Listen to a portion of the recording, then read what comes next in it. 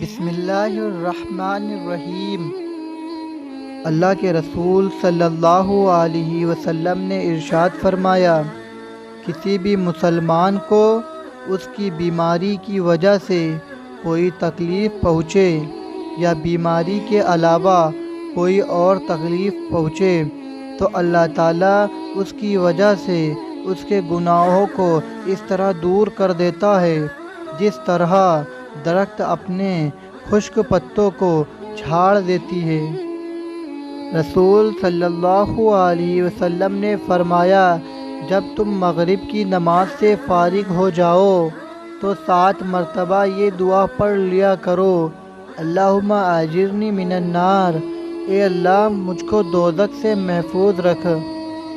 جب تم اس کو پڑھ لو پھر اسی رات تمہاری موت آ جائے تو دوزخ سے محفوظ رہو گے، اور اگر اس دعا کو 7 مرتبہ فجر کی نماز کے بعد بھی پڑھ لو اور اسی دن تمہاری موت آ جائے تو دوزخ سے محفوظ رہو گے۔ Thanks for watching the video and the next time. اللہ حافظ۔